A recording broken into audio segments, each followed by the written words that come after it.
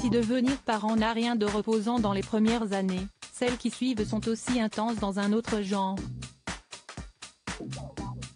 L'adolescence est la période que les familles redoutent et personne n'y échappe.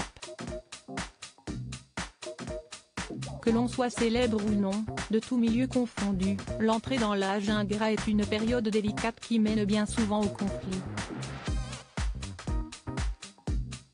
Rachida Dati en témoigne. Maman de Sora, 14 ans, la célèbre élue parisienne a prouvé que sa fille avait hérité de son tempérament de feu.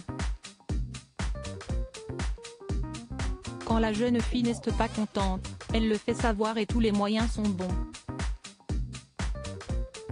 En femme politique et maire du 7e arrondissement de Paris, Rachida Dati est souvent conviée dans des émissions de télé parmi lesquelles Quotidien, programme présenté par Yann Barthès sur TMC et apprécié des plus jeunes.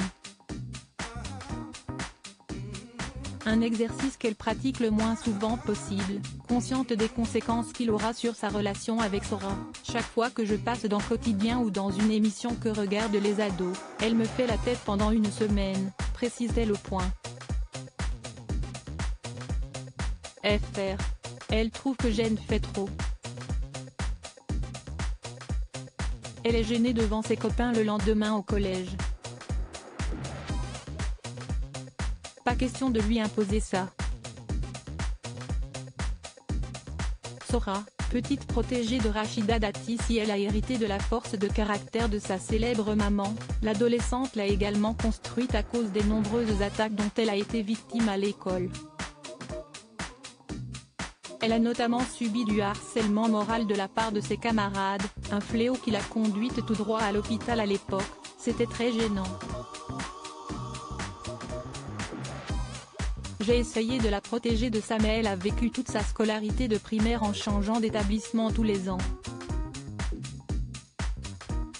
À cause de cette histoire de harcèlement. Elle a été harcelée par un petit garçon, fils d'une personnalité. Ça s'est fini à l'hôpital Necker.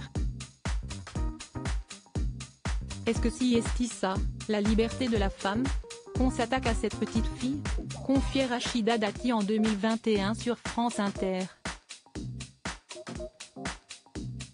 Pour Rachida Dati, hors de question de s'attaquer aux plus faibles.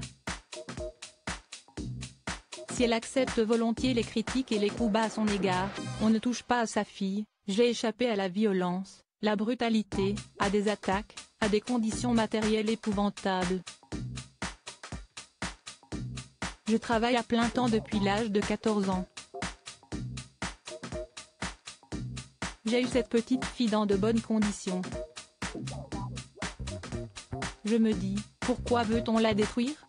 Donc je l'aille protéger de ça, je ne l'aille jamais exposer. J'ai trouvé ça très indigne et je n'ai pas voulu céder.